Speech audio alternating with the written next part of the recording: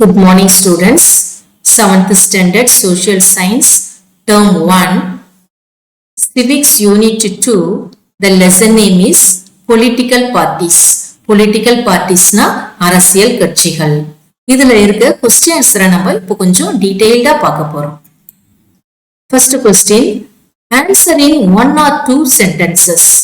What are the basic components of a political party? அதாவது ஒரு அரசியல் கட்சியினுடைய அடிப்படை கூறுகள் என்ன அப்படின்னு கேக்குறாங்க. The answer is the leader, the active members, the followers. The leaderனா நம்ம ஒரு தமிழ்நாட்டினுடைய சீஃப் கெஸ்ட் இருக்கார் இல்லையா, இவர்தான் லீடர் எடுத்துக்கணும். The active membersனா செயல் மெம்பர்ஸ், செயல் உறுப்பினர்கள், இவங்கெல்லாம் செயல் உறுப்பினர்கள்.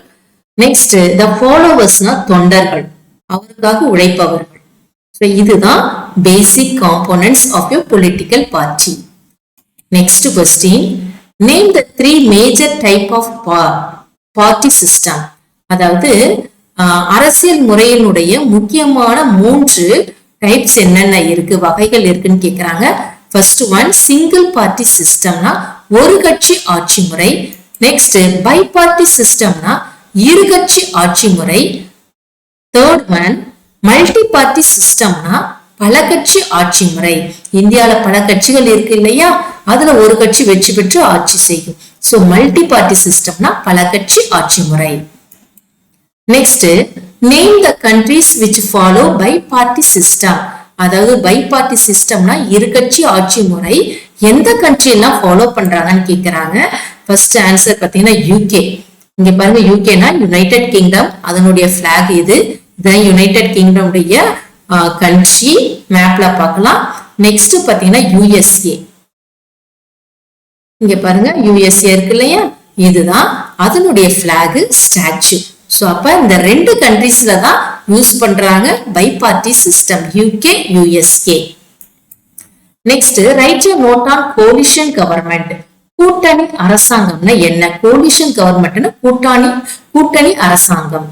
In a multi-party system, a single party sometimes may not secure the majority required to form the government. அதாவது மல்டி பார்ட்டி சிஸ்டம்ல பல கட்சி ஆட்சி முறைகள்ல இப்ப இந்தியாவிலே எடுத்துக்கோங்களேன், சிங்கிள் பார்ட்டி ஒரு கட்சிக்கு சில நேரங்கள்ல sometimes may not secure the majority required to form the government.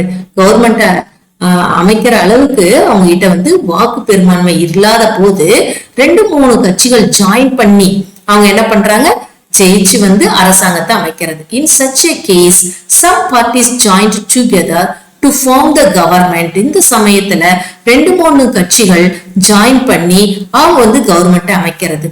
This type of government is called coalition government. இந்த மாதிரியான கவர்மெண்ட்டுக்கு பேரு தான் கோலிஷன் கவர்மெண்ட்னா கூட்டணி அரசாங்கம் சொல்றாங்க.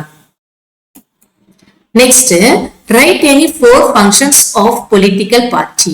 அதாவது அரசியல் கட்சியினுடைய 4 பணிகள் என்ன அப்படின்னு பாத்தீங்கன்னா, first functions of the political party இந்த மாதிரி ஒரு மைண்ட் மேப் போட்டுக்கோங்க. Organise, next nominate, next inspire, govern. இதுல இன்னும் நிறைய பாயிண்ட்ஸ் இருக்கு. நீங்க அதுல 4 தான் கேட்டிருக்காங்க, 4 ஈஸியா இருக்கத நான் எடுத்திருக்கேன். இந்த மாதிரி ஒரு மைண்ட் மேப் போட்டுக்கோங்க. இப்ப நம்ம ஒண்ணா டீப்பா பார்க்க போறோம். இதுல பாத்தீங்கன்னா ஆர்கனைஸ். ஆர்கனைஸ்னா ஏற்பாடு செய்தல். Organise political campaign. அதாவது பொலிட்டிக்கல் கேம்பெயினா அரசியல் பிரச்சாரம் பண்றாங்க இல்லையா, அதை ஏற்பாடு பண்றது. ரேலிஸ், ரேலிஸ்னா இங்க பாருங்க ஊர்வலம் போறது, அதுக்கு ஏற்பாடு பண்றது. And announcement of manifesto to win public office. அதாவது தேர்தலில் வெற்றி பெற தேர்தல் அறிக்கையை வெளியிடுதல். சோ இதுதான் ஆர்கனைஸ். நெக்ஸ்ட் பாருங்க நாமினேட். நாமினேட்னா என்ன அப்படின்னு பாத்தீங்கன்னா பரிந்துரைத்தல். நாமினேட்னா பரிந்துரைக்கிறது. Select and nominate individuals to elected office. அதாவது தேர்ந்தெடுக்கப்பட்ட அலுவலகத்திற்கு தனி நபரை பரிந்துரைத்தல். ஒருத்தவங்களை செலக்ட் பண்ணி இவங்களுக்கு ஓட்டு போடுங்கன்னு சொல்றாங்க இல்லையா, அதுக்கு பேரு தான் நாமினேட். நாமினேட்னா பரிந்துரைத்தல். Next govern. கவர்னா ஆட்சி அமைத்தல். Form and run the government and develop public policy. அரசாங்கத்தை ஏற்படுத்தி இயக்குதல், பொதுவான கொள்கைகளை உருவாக்குதல். இதுதான் கவர்னா ஆட்சி அமைக்கிறது. Next inspire. இன்ஸ்பயர்னா ஊக்குவித்தல். Put forward different policies and programs for the welfare of the people.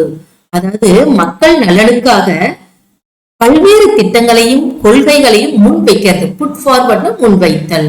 இங்க பாருங்க, இலவசமா உணவு போடுறாங்க, பள்ளிக்கூடத்துல சைக்கிள் கொடுக்கறாங்க, புக்ஸ் ப்ரொவைட் பண்றாங்க. சோ இதெல்லாம் ஒரு வெல்ஃபேர் ஆஃப் த பீப்புள், நல திட்டங்கள், மக்களுக்கு நன்மை செய்யக்கூடிய திட்டங்கள். நெக்ஸ்ட் பாத்தீங்கன்னா வெனிசியா.